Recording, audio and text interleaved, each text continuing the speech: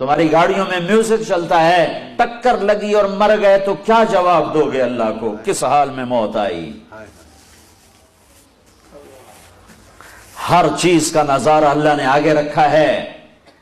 جنید جمشید مجھ سے کہنے لگا ہم جو گانا بناتے تھے ہفتہ 10 دن لگا کر، بعض اوقات پورا مہینہ ایک گانے پہ لگ جاتا تھا، وہ گانا 3.5 منٹ کا بنتا ہے، 3.5 منٹ کا ایک گانا بنتا ہے، 3.5 منٹ۔ چونکہ اس سے لمبا بنے تو پھر لوگ بور ہو جاتے ہیں، سنتے ہیں، اتنا لمبا سنتے نہیں، تو 3.5 منٹ کا میکسیمم گانا بنایا جاتا ہے، اور اس پر کبھی ہفتہ، کبھی 10 دن، کبھی 15 دن، کبھی مہینہ۔ میں نے کہا پاگل دیوانے، میرا رب، میرے نبی کا فرمان ہے جنت کا پہلا نغمہ جو اللہ سنائے گا وہ 70 سال لمبا ہوگا، 70 منٹ کا نہیں ہوگا، 70 سال ایک ہی دھن سنتے رہو گے، ایک ہی راگ سنتے رہو گے۔ اس راگ میں اتنی راگنیاں ہوں گی کہ 70 برس کے بعد اللہ تمہیں دوسری چیز میں لگائے گا، تم کہو گے یہ سن دے رہی ہے، سہ ہو گیا سا ہے۔ پر یہ وہ کان سنیں گے جو دنیا میں میوزک نہیں سنتے۔ اگر یہاں میوزک سنو گے تو وہاں کے میوزک سے اللہ تمہیں محروم کر دے گا۔ اللہ جنت کی لڑکیوں سے کہے گا آ جاؤ، پھر تمہیں کہے گا آ جاؤ جو دنیا میں میوزک نہیں سنتے تھے، یہ شرط لگائے گا، آ جاؤ جو اوسلوں میں گانا نہیں سنتے تھے، آج تمہارا رب تمہیں جنت کا گیت سناتا ہے۔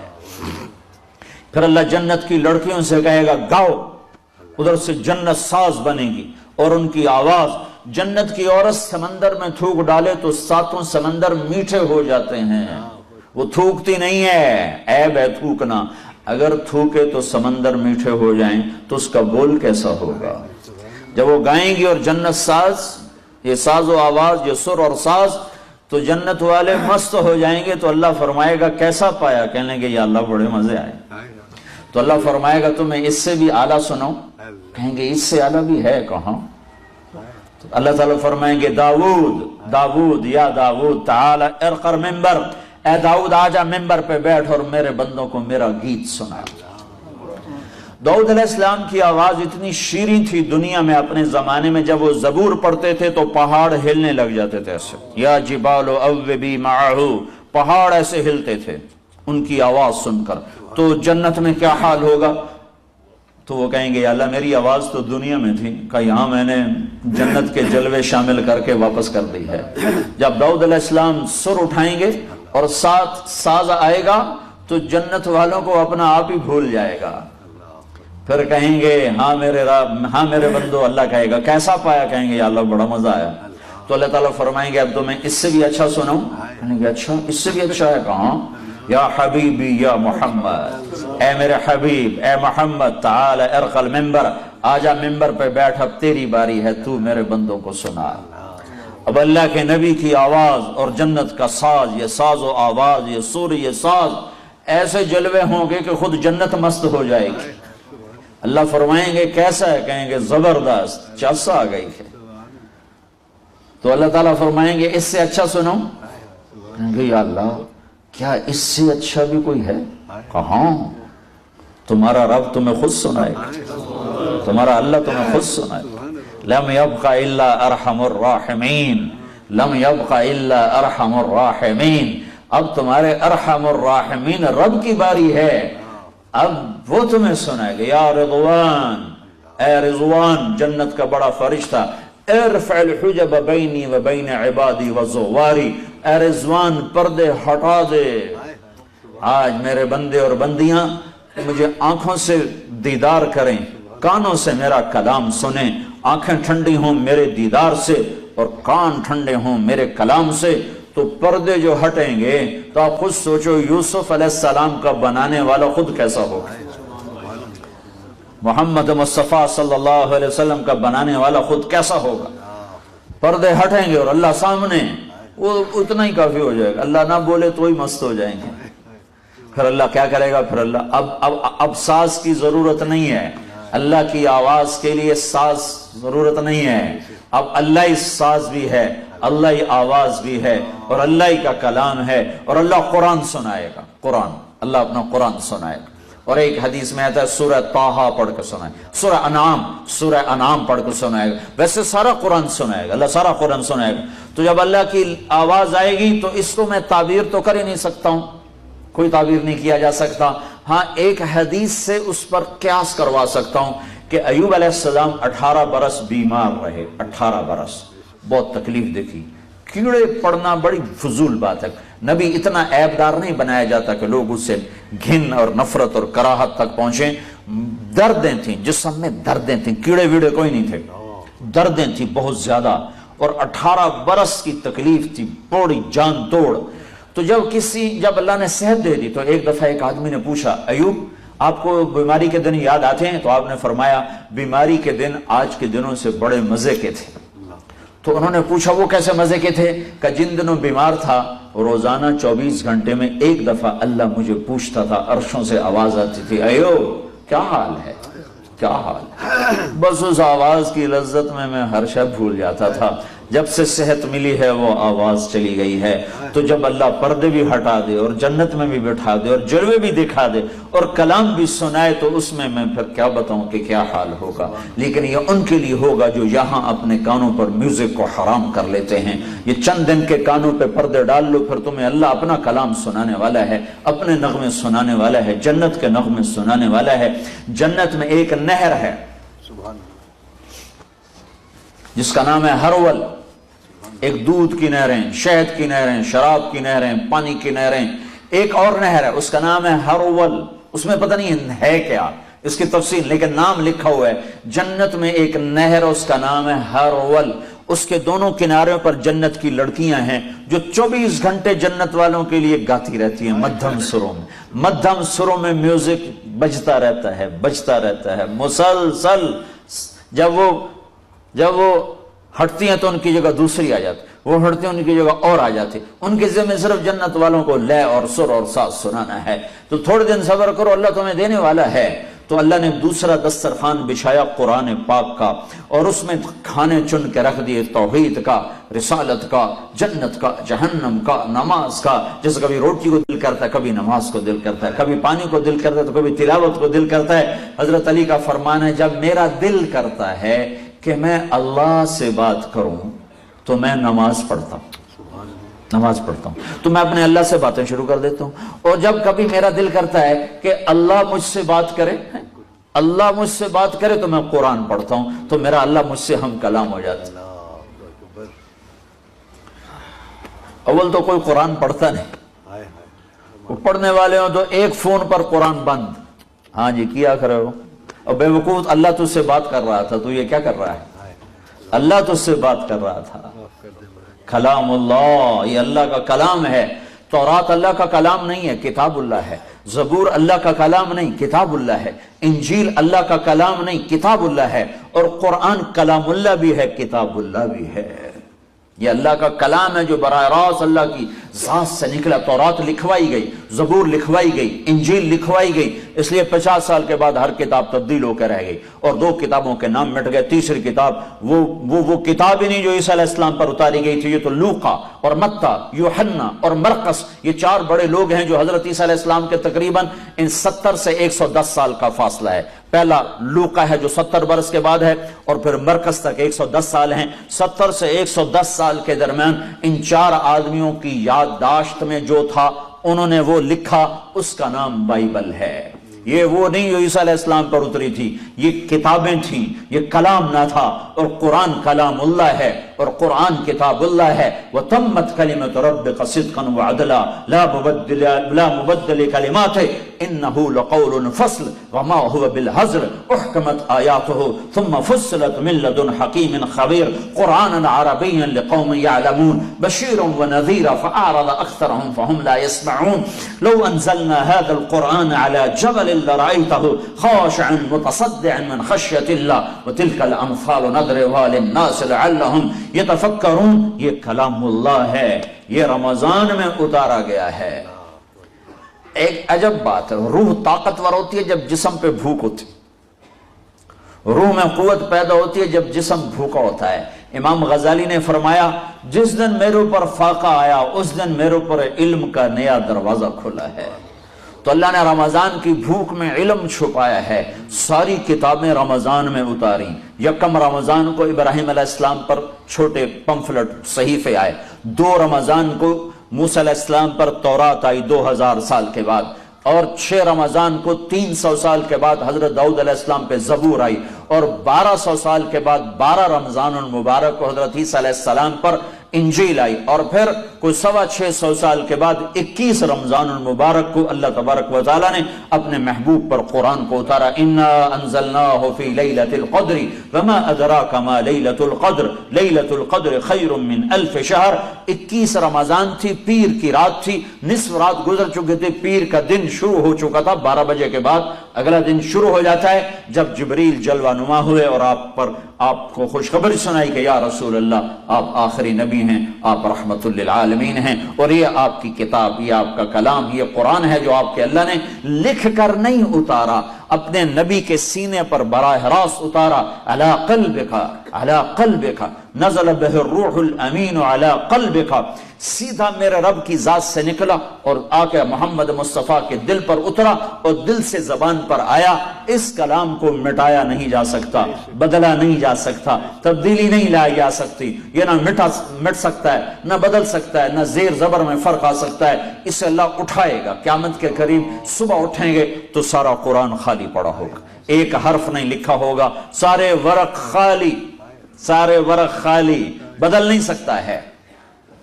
تو قرآن ایک دسترخوان ہے جس میں روح کے لیے کھانے چنے ہوئے ہیں، کہیں توحید کا کھانا ہے، کہیں رسالت کی غذا ہے۔ محمد الرسول اللہ والذین معہ اشداء علی الکفار، کہیں محمد مصطفیٰ کی ختم نبوت کا بیان ہے، ما کان محمد ابا احد من رجالکم ولکن رسول اللہ وخاتم النبیین وکان اللہ بکل شیء علیما، کہیں آپ کی رحمت للعالمین کا بیان ہے، وما ارسلناک الا رحمت للعالمین، کہیں آپ کو لاڈ سے پکارا جا رہا ہے یا ایھا المزمل قم اللیل الا قلیلا، کہیں محبت کے ساتھ پکارا جا رہا ہے یا ایھا المدثر قم فانذر، کہیں آپ کو مختلف خوبصورت لقب دیے جا رہے ہیں، انا ارسلناک شاہدا ومبشرا ونذیرا وداعیا الی اللہ باذنہ وسراجا منیرا، کہیں آپ کی سارے عالم کی نبوت کو بتایا جا رہا ہے، تبارک الذی نزل الفرقان علی عبدہ لیکون للعالمین نذیرا، کہیں آپ کی طرف سے صفائیاں پیش کی جا رہی ہیں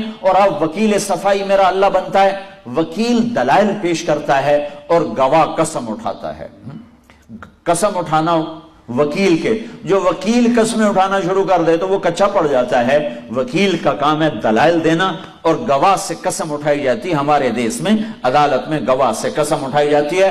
اللہ واحد ذات ہے جو اپنے حبیب کے لیے وکیل بھی بنتا ہے، گواہ بھی بنتا ہے، قسمیں بھی اٹھاتا ہے۔ والنجم اذا ہوا ما ضل صاحبکم وما غوا وما ينطق عن الهوى ان هو الا وحی یوحى علمه شدید القوى ذو مرة فاستوى وهو بالافق الاعلى ثم دنا فتدلى فكان قاب قوسين او ادنى فاوحى الى عبده ما اوحى ما كذب الفؤاد ما راى افتمارونه على ما يرى، قسمیں اٹھاتا ہے گواہ بن کر، دلائل دیتا ہے وکیل بن کر۔ فلا اقسم بما تبصرون وما لا تبصرون انه لقول رسول کریم وما هو بقول شاعر قلیلا ما تؤمنون ولا بقول کاہن قلیلا ما تذکرون۔ قسمیں والضحى واللیل اذا سجى ما ودعك ربك وما قلى وللآخرة خیر لك من الاولى ولسوف يعطيك ربك فترضى ألم نشرح لك صدرك ووضعنا عنك وزرك الذي أنقض ظهرك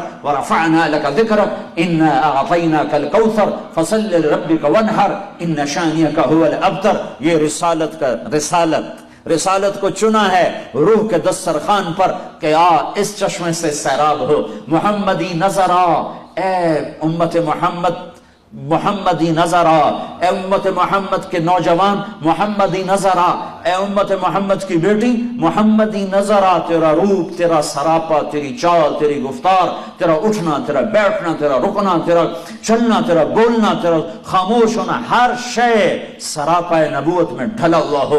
تو محمد مصطفیٰ صلی اللہ تعالی علیہ وسلم کی غلامی میں آ جا، اللہ تمہیں ساری دنیا سے آزادیاں نصیب فرما دے گا کہ ایک ہے اوپر اور ایک ہے نیچے، جس سے اللہ نے عشق کیا، پیار کیا، محبت کی، حبیب بنایا، محمد کہا، احمد کہا، ماہی اور حاشر اور عاقب اور فاتح اور خاتم اور ابو القاسم اور طٰہٰ اور یاسین اور مزمل اور مدثر اور مبشر اور نذیر اور داعی اللہ اور سراج منیر، اور کیا کیا خوبصورت ناموں سے نوازا اور اعلان کیا، فلا وربک لا یؤمنون حتی یحکموک فیما شجر بینہم۔ اے میرے نبی یہ بتا دے اوسلو والوں کو کہ مجھے تیرے رب کی قسم ہے۔ یہ قرآن کی سب سے خوبصورت قسم ہے۔ قرآن نے مختلف جگہوں پہ قسمیں اٹھائی ہیں، یہ قرآن کی سب سے خوبصورت قسم ہے کہ اللہ کہہ رہا بتا دے ان کو کہ مجھے تیرے رب کی قسم، جب تک تیری غلامی میں نہیں آئیں گے میں قبول نہیں کروں گا۔ تیری غلامی میں آنا پڑے گا۔ وردی کی قیمت ہے کہ نہیں ہے؟ وردی کی قیمت ہے کہ نہیں ہے؟ کوئی کام نہ کرے، وردی پہ تنخواہ ملتی ہے کہ نہیں ملتی؟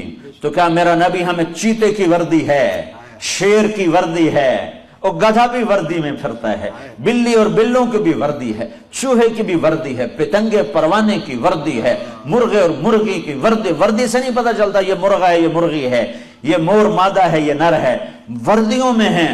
تمہیں میرا نبی ننگا بھیج گیا ہے، تمہاری کوئی وردی نہیں، تمہاری کوئی پہچان نہیں۔ میرے نبی کی ہر ادا زندہ ہے، سلامت ہے، موجود ہے، محفوظ ہے، قیامت تک رہے گی۔ جب قرآن اٹھایا جائے گا تو میرے نبی کی سیرت کو اٹھایا جائے گا، اس سے پہلے کوئی دجال، کوئی بڑے سے بڑا بھی نہیں اٹھا سکتا۔ یہ محکم کتاب کی طرح محکم حدیث ہے۔ ایک فتنہ اٹھا پاکستان میں، حدیث تو 300 سال بعد لکھی گئی، پتہ نہیں اللہ کے نبی کی ہے کہ نہیں ہے۔ ان بیچاروں کو پتہ نہیں ہے کہ یہ کس کا کلام ہے، یہ کس کا کلام ہے اور کون حفاظت کر رہا ہے۔ میری ماں مر گئی، میرا ابا مر گیا، میں نے ان کی چیزیں اٹھا کے سنبھال کے رکھ لی۔ میں چھوٹا سا ذمہ دار ہوں، میں اپنی طاقت کے مطابق اپنے ماں باپ کی چیزوں کو ضائع نہیں ہونے دیا۔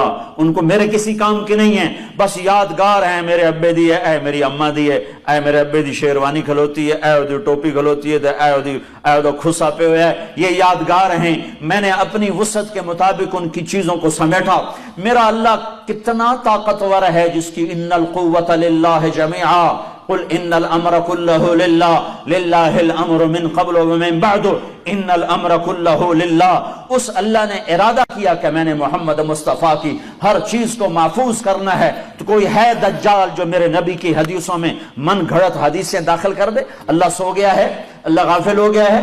اللہ تعالیٰ کی طاقت سے بڑھ گئے ہیں دجال اور انہوں نے اللہ کے نبی کے کلام میں کلام داخل کر دیا؟ نہیں نہیں نہیں، یہ سارا کلام سند کے ساتھ ہمارے پاس آیا ہے، بغیر سند کے ایک قول نہیں ہے۔ میں نے بخاری محمد عبداللہ سے پڑھی، انہوں نے خیر محمد سے، انہوں نے انور شاہ سے، انہوں نے محمود الحسن سے، انہوں نے محمد قاسم سے، انہوں نے عبد الغنی سے، انہوں نے محمد اسحاق سے، انہوں نے عبد العزیز سے، انہوں نے شاہ ولی اللہ سے، انہوں نے ابو طاہر مدنی سے، انہوں نے ابراہیم کردی سے، انہوں نے احمد القشاشی سے، انہوں نے ابو المواہب شناری سے، انہوں نے ابو محمد بن احمد الرملی سے، انہوں نے ابو یحییٰ انصاری سے، انہوں نے ابن حجر الاسقلانی سے، انہوں نے ابراہیم بن احمد التنوخی سے، انہوں نے احمد بن ابی طالب سے، اور انہوں نے عبد الرحمن بن اول سے، انہوں نے حسین بن مظفر الداودی سے، انہوں نے محمد بن یوسف الفربری سے، اور انہوں نے امام بخاری سے، امام بخاری نے حمیدی سے، حمیدی نے سفیان سے، سفیان نے یحییٰ بن سعید سے، انہوں نے محمد بن ابراہیم سے، انہوں نے علقمہ بن وقاص سے، انہوں نے عمر بن خطاب سے، اور انہوں نے محمد مصطفیٰ سے سنا انما الاعمال بالنیات۔ میں ایک حدیث کے پیچھے سارے سلسلے پڑھ کے سنا دی ہیں کہ میں طارق جمیل نوائے وقت سے پڑھ کے نہیں بول رہا ہوں، اور میں اردو ڈائجسٹ سے پڑھ کے نہیں بول رہا ہوں، اور میں ریڈر ڈائجسٹ سے پڑھ کے نہیں بول رہا ہوں، ٹائم میگزین سے پڑھ کے نہیں بول رہا ہوں۔ میرے پیچھے 31 واسطے ہیں، میں ان واسطوں سے کہہ رہا ہوں انما الاعمال بالنیات۔ نیتوں کا دار و اعمال کا دار و مدار نیتوں پر ہے۔ میرے نبی کی ہر بات یوں مہر لگی ہوئی ہے، سکہ بند ہے۔ ارے وہ تو میرا نبی ہے، کوئی اقبال کی شاعری میں شاعری داخل کر کے دکھائے، اللہ کے فضل سے نکال کے باہر پھینکنے والے لوگ موجود ہیں، کہیں گے یہ اقبال کا کلام ہے اور یہ کسی اور کا کلام ہے۔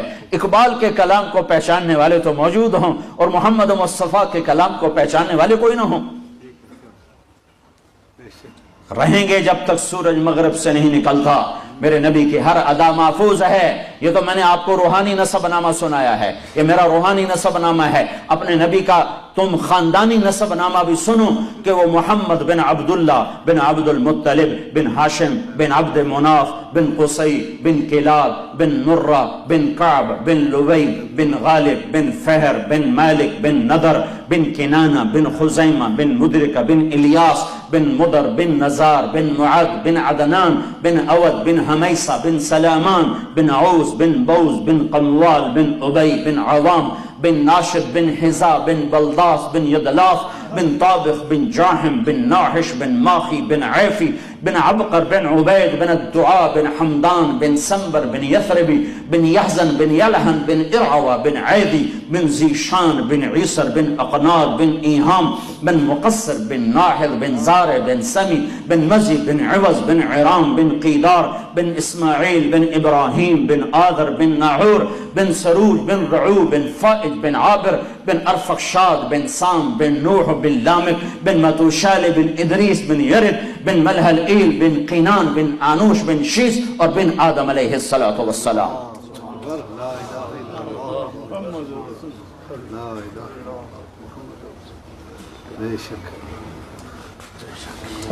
قرآن دسترخوان ہے۔ وطور سینین وہذا البلد الامین۔ طور سینا کی ضرورت نہیں ہے کہ وہاں تورات قرآن میں آ گئی۔ میرے نبی نے کہا اوتیت المثانی مکان التورات، مجھے تورات کے بدلے میں سورہ فاتحہ مل گئی۔ والمائدہ مکان الانجیل، اور انجیل بائبل کے بدلے مجھے سورہ مائدہ مل گئی۔ والحوامیم مکان الزبور، اور زبور کے بدلے مجھے حامیم مل گئے۔ حامیم کی 7 صورتیں ہیں، اکٹھی شروع ہوتی ہیں اور حامیم حامیم حامیم حامیم حامیم حامیم پر ختم ہوتی ہیں، پھر آگے دوسری سورہ شروع ہوتی ہے۔ تو سارا آسمانی علم میرے نبی کی کتاب کی 9 صورتوں میں آ گیا۔ تورات سورۃ فاتحہ میں، اور بائبل انجیل سورۃ مائدہ میں، اور زبور حامیم کی 7 صورتوں میں۔ وفضلت بالمفصلات، اور باقی قرآن کے ذریعے سے میرے نبی نے کہا میرے اللہ نے مجھے عزت بخشی، مجھے سرداری بخشی، مجھے فضیلت بخشی۔ وطور سینین وہذا البلد الامین، طور سینا پر تورات اتری اور بلد امین میں قرآن اترا۔ ایک تورات کے اترنے کی جگہ ہے اور ایک قرآن کے اترنے کی جگہ ہے، اور اس بات میں یہ اشارہ ہے کہ اپنے ظاہری دسترخوان سے حلال چنو، حلال کماؤ۔ شراب بیچنے والا کبھی سکھ نہیں پا سکتا، کبھی سکھ نہیں پا سکتا۔ اگر میرا رب ہے تو سنو وہ کبھی سکھ نہ پائے گا۔ سود پہ کھانے والا، سود کھانے والا، چوری کرنے والا، ظلم کرنے والا، ستم ڈھانے والا، ہر طریقہ جو حرام اللہ نے مقرر کر دیا ہے اس سے رزق آنے والا سکھ نہیں پا سکتا۔ یہ دھرتی اللہ کی، آکاش اللہ کا، لیل و نہار اللہ کے، دن رات اللہ کے، ماضی حال اللہ کا، خوشی غمی پر اللہ قابض ہے۔ کبھی کبھی کبھی کبھی بھی حلال کھانے والے پر خزاں نہ آئے گی اور حرام کھانے والے پر بہار نہ آئے گی۔ گزارا نہیں ہوندا، یہ تو بڑی معمولی سی بات ہے۔ یہ بات امام حسین بھی کہہ سکتے تھے، گزارا نہیں ہوندا، میں یزید کی بیعت کرتا ہوں۔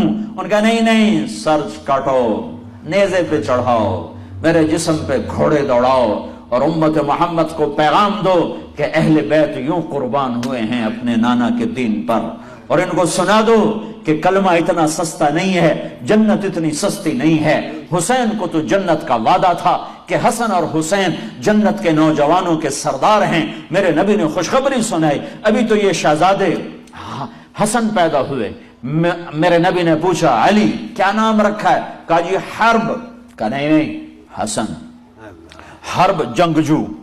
پھر حسین پیدا ہوئے 10 مہینے کے بعد۔ آپ نے پوچھا علی کیا نام رکھا ہے؟ کہا جی حرب جنگجو۔ کہا نہیں یہ حسین، یہ حسین۔ پھر میرے نبی نے فرمایا جب سے آدم کی نسل چلی ہے یہ 2 نام اللہ نے سنبھال کے رکھے تھے میرے بچوں کے، آج تک کسی کا نام حسن حسین نہیں رکھا گیا۔ حضرت حسن سر سے لے کر کمر تک اللہ کے نبی کے مشابہ تھے، اور کمر سے لے کر پاؤں تک حضرت علی کے مشابہ تھے، اور حضرت حسین سر سے لے کر کمر تک حضرت علی کے مشابہ تھے، اور کمر سے لے کر پاؤں تک اللہ کے محبوب کے مشابہ تھے۔ اس لیے میرا نبی فرمایا کرتے تھے حسن میرا بیٹا ہے، حسین علی کا بیٹا ہے۔ دونوں سے پیار کرتے تھے لیکن حسن سے زیادہ پیار تھا، حسن سے زیادہ فرماتے تھے، اور پیار دونوں سے تھا۔ دونوں کو کمر پہ بٹھا کر پاؤں اور گھٹنے زمین پہ لگا کر پورے کمرے میں چکر لگاتے اور فرماتے دیکھا تمہارا اونٹ کیسا زبردست ہے، نعم الجمل جملکما، دیکھا بچوں تمہارا اونٹ کتنا زبردست ہے، تمہیں کیسے سواری کرا رہا ہے۔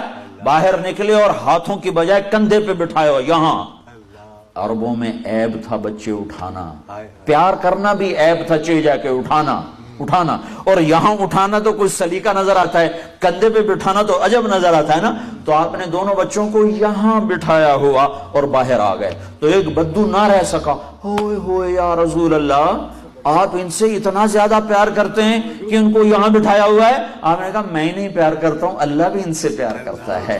اور اگلی بات بھی بتا دوں، جو ان سے پیار کرے گا اللہ ان سے پیار کرے گا، جو ان سے بغض رکھے گا اللہ ان سے بغض رکھے گا۔ حضرت عمر ملے کہنے لگے واہ واہ بھائی بڑی زبردست سواری ہے، نعم المطیۃ مطیۃکما، بڑی زبردست سواری بھائی تمہاری۔ تو میرے نبی نے کہا نعم الراکبان عمر، سواری تو بڑھیا ہے، سوار بھی تو دیکھ کون ہیں، آج سوار بھی بڑے بڑھیا ہیں، یہ جنت کے نوجوانوں کے سردار ہیں، انہیں کربلاؤں میں سر کٹانے کی کیا ضرورت تھی؟ ہاں تھی، تاکہ کوئی یہ نہ کہے شراب نہ بیچوں تو کام کیسے کروں، کوئی یہ نہ کہے نماز کیسے پڑھوں میں تو ڈیوٹی پہ ہوتا ہوں، کوئی یہ نہ کہہ سکے کہ میں روزہ کیسے رکھوں میں تو محنت مزدوری کرتا ہوں، کوئی یہ نہ کہہ سکے میں پردہ کیسے کروں میں تو اوسلو میں رہتی ہوں، میں کیسے پردہ کروں میں تو پردہ نہیں کر سکتی میں تو اوسلو میں رہتی ہوں۔ یہاں سر نیزوں پہ چڑھ گئے اور بدن ٹکڑے ٹکڑے ہو گئے، اور یہ پیغام سنا دیا کہ دین یوں زندہ کیا جاتا ہے۔ جنوں کے شہر میں سر بیچتے تھے مفت دیوانے، ادا کرنے گہی خوش رسم ہم بازار میں آئے۔ یہ یوں نمازیں پڑھ کے دکھائیں، سورج نصف النہار سورج سر پہ آیا، یوں ڈھلا اور ظہر کا وقت داخل ہوا، تو امام حسین علی مقام نے اپنے جھنڈے بردار زہیر رضی اللہ تعالیٰ عنہ، 3 جھنڈے تھے، ایک زہیر کے پاس، ایک بھائی عباس کے پاس، ایک حبیب کے پاس، زہیر رائٹ پر، عباس درمیان میں، حبیب لیفٹ پر۔ تو زہیر کو بلا کر فرمایا ان سے کہو ہمیں نماز پڑھنے کے لیے تھوڑی مہلت دے دو، نماز کی اب بھی ضرورت ہے، اب بھی ضرورت ہے، اب تو جنت تیار ہو چکی ہے، اب تو حوریں باہیں پھیلائیں کھڑی ہیں استقبال کرنے کے لیے، جنت کے دروازے کھل چکے ہیں، اب ضرورت کیا ہے؟ ہاں ہے اوسلو والوں کو پیغام دینا ہے کہ زیر خنجر بھی یہ پیغام سنایا ہم نے، اوسلو والوں کو پیغام دینا ہے کہ تم 100 میں 2 بھی نمازی نہیں رہ چکے ہو، کوئی 100 میں 1 ٹوٹا پھوٹا نمازی پھرتا نظر آتا ہے، انہیں پیغام دینا ہے کہ یوں نمازیں پڑھی جاتی ہیں، نہ بھی پڑھتی تو جنت تیار تھی۔ جنگ سے پہلے اونگ آ گئی، آنکھ کھلی تو ہنسنے لگے۔ بہن زینب نے پوچھا بھائی کیوں ہنسے ہو؟ فرمایا اللہ کے رسول کو خواب میں دیکھا ہے، کہہ رہے ہیں بیٹا میں لینے کے لیے آ چکا ہوں، تو نہ پڑھ ہوں کیڑی گل نماز دی، نہیں ہے اگلی امت کوئی نہیں پڑھنی، انہوں نے دسنا ہے این پڑھی جاندی ہے، سرےدار تکبیریں کہی جاتی ہیں، خون آلود پیشانیوں سے سجدے کیے جاتے ہیں، کٹے ہوئے بدنوں کے ساتھ تکبیریں پڑھی جاتی ہیں، فوارہ بنے ہوئے جسموں کے ساتھ تکبیریں پڑھی جاتی ہیں۔ یہ پیغام سنانا ہے کہ کل قیامت کے دن کوئی یہ نہ کہہ سکے میں کیسے پڑھتا، کوئی یہ نہ کہہ سکے میں ہوٹل کیسے چلاتا اگر شراب نہ بیچتا، بیچ دے ہوٹل ریڑی لگا لے، یا اللہ کے سامنے کھڑا ہونے اس کا منکر ہو جا، یا محمد مصطفیٰ کی رحمتوں کا احسانات کا انکار کر دے کہ میرے اتنے کوئی احسان نہیں، میرے نبی دا میں جو کیتا ہے آپ کیتا ہے۔ کس کے سامنے جانے والے ہو؟ جس کی اولاد کے کٹے سر اس کے سامنے ہوں گے۔ تمہاری بیٹیاں زینب سے زیادہ قیمتی ہیں، تمہارے بیٹے حسین سے زیادہ قیمتی ہیں،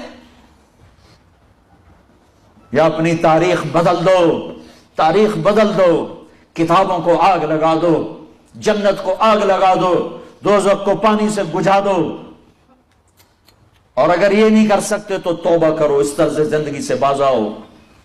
یہ ہلاکت کا راستہ ہے، یہ جنت کا راستہ نہیں ہے، یہ راہیں ادھر نہیں جاتی جدھر اللہ ملتا ہے۔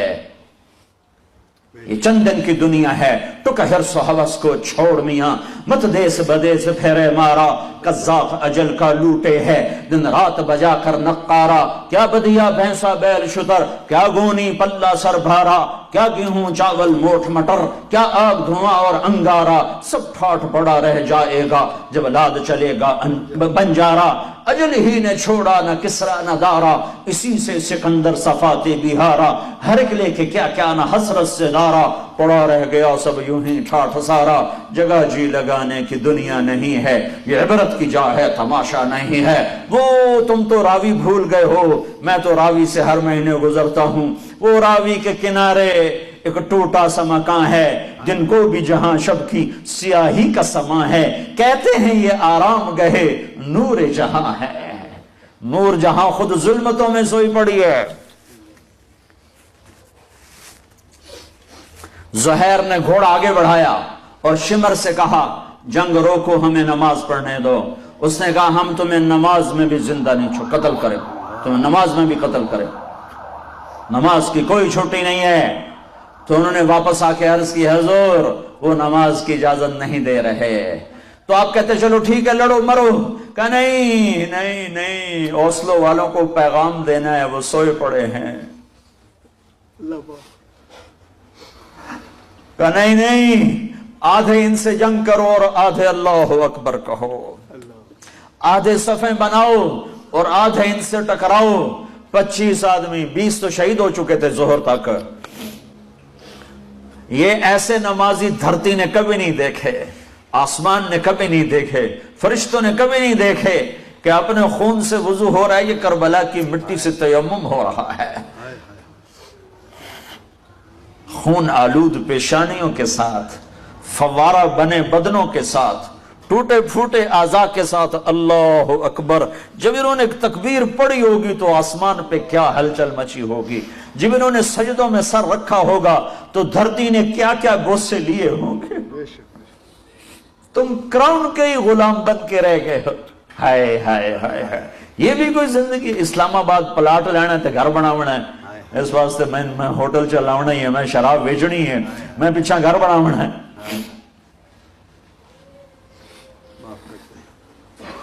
قرآن دسترخوان ہے جس پہ رنگا رنگ کے کھانے چنے ہوئے ہیں، کہیں توحید کے، کہیں رسالت کے، کہیں نماز کے، کہیں روزے کے، کہیں ذکر کے، کہیں تلاوت کے، کہیں عبادت کے، کہیں حقوق اللہ کے، کہیں حقوق العباد کے۔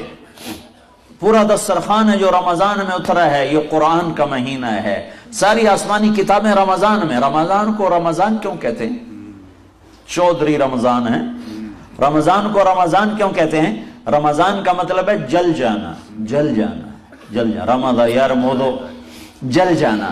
تو رمضان کو رمضان اس لیے کہتے ہیں کہ اس میں 330 دن میں جو مردوں عورتوں نے گناہ کیے ہوتے ہیں، اللہ ہر روزے کے بدلے میں ان گناہوں کو جلاتا جاتا ہے، جلاتا جاتا ہے، جلاتا جاتا ہے۔ جب آخری دن آتا ہے تو تمام گناہوں سے روزے والا پاک ہو کے باہر نکل جاتا ہے۔ اس لیے اس مہینے کا نام رمضان رکھا گیا۔ جل جانا، جل جانا۔ کیا جلتا ہے؟ ایک گناہ جلتے ہیں، دوسرا کیا جلتا ہے؟ ایک نفس جلتا ہے۔ جب اس کو بھوک اور پیاس ستاتی ہیں تو پھر وہ اس کے اندر جو غلاظتیں جمع ہیں وہ جلتی ہیں، وہ جلتی ہیں۔ اور مادی طور پر بھی کیا جلتا ہے؟ پورے جسم میں جو فاسد مادے ہیں وہ جلنا شروع ہوتے ہیں، بشرطے کہ روزہ ہو۔ ایسا نہیں کہ سحری ہضم نہیں ہوتی تو افطاری اتنی کھاتے ہیں، افطاری اتنی کھاتے ہیں کہ وہ ہضم نہیں ہوتی تو سحری آ جاتی ہے، سحری اتنی کھاتے ہیں کہ وہ ہضم نہیں ہوتی تو افطاری آ جاتی۔ اگر کوئی 2-4 گھنٹے بھوک ستائے تو پھر سارا جسم اوورال ہو جاتا ہے، سارا جسم نیا بن جاتا ہے اور روح میں روشنی پیدا ہوتی ہے۔ روزہ اللہ سے جڑنے کا سبب ہے۔ الصوم لی وانا اجزا بہ، روزہ میرے لیے اور روزے کا بدلہ میں خود، نماز کا بدلہ جنت، ذکر کا بدلہ جنت، ایمان کا بدلہ جنت، تلاوت کا بدلہ جنت، تعلیم و تعلم کا بدلہ جنت، اور روزے کا بدلہ اللہ نے کہا روزے کا بدلہ میں خود ہوں، روزے کا بدلہ میں خود ہوں، وانا اجزا بہ۔ اور یہ قرآن دسترخوان ہے جس میں ایک اور چیز بھی چنی ہوئی ہے جسے تم اور میں بھلا چکے ہیں، وہ ہے ھذا بلاغ للناس، یہ پیغام ہے لوگوں کو پہنچانے کے لیے، یہ پیغام ہے لوگوں کو پہنچانے کے لیے۔ تبلیغ کا کام اس ایک آیت پر چل رہا ہے، اور ایسی 400 آیات ہیں، 400 آیات ضمناً صراحتاً اشارتاً، جس میں اللہ اس امت کو یہ پیغام دے رہا ہے کہ تمہارے نبی کے بعد کوئی نبی نہیں ہے، اب میرا قرآن اوروں تک پہنچانا تمہارے ذمے ہے۔ ایک آدمی کہتا میں تو ان پڑھ آدمی، میں قرآن کیا پہنچاؤں گا؟ بہت آسان، قرآن کا علمی انداز میں پہنچانا اور اس کا وہ ایک اور حکم ہے، قرآن کی تعلیمات کو پہنچانا ایک اور حکم ہے، قرآن کا خلاصہ لوگوں تک پہنچانا ایک اور حکم ہے۔ ساری آسمانی کتابوں کا خلاصہ ہے قرآن، اور سارے قرآن کا خلاصہ ہے سورۃ فاتحہ، اور سورۃ فاتحہ کا خلاصہ ہے ایاک نعبد و ایاک نستعین، صرف تیری بندگی، صرف تیرے آگے سوال۔ اگر میں اعجاز صاحب سے کہتا ہوں بھائی اعجاز صاحب آپ صرف اللہ کی بندگی کرو اور صرف اللہ سے مدد مانگو، تو میں نے سارے قرآن کی تبلیغ ان کو کر دی، اور سارے قرآن کا پیغام میں نے ان کو پہنچا دیا۔ تبلیغ علماء کا کام نہیں ہے، تبلیغ عوام کا بھی کام ہے، علماء کا بھی کام ہے، یہ صرف علماء کا کام نہیں ہے۔ ہاں، مسائل بتانا، علمی رموز اسرار بتانا، حدود شریعت بتانا، یہ علماء کا کام ہے، لیکن تبلیغ تو سب کا کام ہے، سارے امت۔ میں گورنمنٹ کالج لاہور میں پڑھتا تھا، ہمارے کالج کا لڑکا تبلیغ کیا کرتا تھا، کوئی عالم نہیں تھا، ایم اے آنرز کر رہا تھا، اس نے پورے پنجاب یونیورسٹی میں ٹاپ کیا اور گولڈ میڈل لیا، بنگالی تھا، اس میں پاکستان 70 کی بات۔ پھر اس کے بعد وہ کیمبرج یونیورسٹی گیا، وہاں اس نے اکنامکس میں پی ایچ ڈی کیا اور ٹاپ کیا، گولڈ میڈل لیا۔ وہ اکیلا لڑکا سارے کالج میں تبلیغ کرتا۔ اقبال ہاسٹل ایسے چوکور بنا ہوا ہے، اس کے برآمدے میں وہ پھرتا ہوتا تھا اور ایک ایک لڑکے کی محنت کرتا تھا، اور لڑکے اس کے اوپر چھلکے پھینکتے، پانی پھینکتے، ہوٹ کرتے، مذاق اڑاتے، اوے صوفی، اوے ملا، اوے فلانے، اوے فلانے، اور وہ سب کی سن کے ان کو دعوت۔ میں نے خود ایک دفعہ اسے اپنے کمرے سے یوں دھکا دے کے نکالا کہ جے تو آئندہ میرے کمرے سے وڑا میں تیری ٹنگا باندھ دیونی۔ لیکن ایک ہفتے کے بعد وہ پھر میرے پاس پہنچا ہوا تھا۔ یہ تبلیغ ہے۔ کسی کو تم اوئے کر دو نا تو تم سے موت تک بائیکاٹ کر کے رکھ دے گا، تو ہیں کون میں نے اوئے آکھن آلا۔ ہاں، اور نبی کیا کرتے ہیں؟ وہ پاؤں پڑتے ہیں، وہ ممبر پہ بیٹھ کے صرف تقریر نہیں کرتے میری طرح کے ممبر پہ تقریر کی اور چھٹی، وہ لوگوں کے پیچھے پھرتے ہیں۔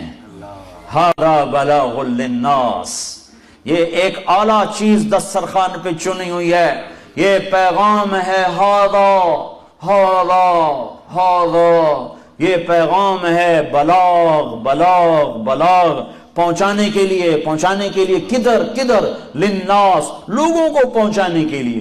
کیسے پہنچائیں؟ مسجد میں کوئی آتے نہیں، کتاب کوئی میرے والد صاحب رحمت اللہ علیہ بڑے ذمہ دار تھے اور کچھ دینداری بھی تھی، تو وہ مجھے نا بزرگوں کی کتابیں دیتے، بیٹا یہ کتابیں پڑھو۔ ان کو نظر آتا تھا اس کو میں نے لاہور بھیجا ہے تو یہ الٹا سیدھا ہو گیا ہے، صحیح راستے پر نہیں ہے۔ 11 سال میری عمر تھی جب مجھے میرے ابا نے لاہور بھیج دیا کہ میں میڈیکل سائنس پڑھوں اور ڈاکٹر بنوں۔ آگے اللہ نے میرا مقدر کچھ اور کیا تھا، تو میں جب کبھی گھر آتا تو مجھے کہتے یہ کتابیں پڑھو، اور میں 2 صفحے پڑھنے کے بعد میری ہمت جواب دے جاتی، میں کہ میرا تو دل ہی کو نہیں پڑھنے کو، میں کیسے پڑھوں؟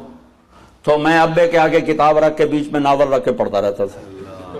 میرا ابا دا ہاں چنگا پتر چنگا کام کیتی جاندہ ہے، تو میں ویچ پتہ نہیں کی پڑھی جاندہ۔ تو اب کتاب کوئی پڑھنے والا نہیں، مسجد میں کوئی آنے والا نہیں۔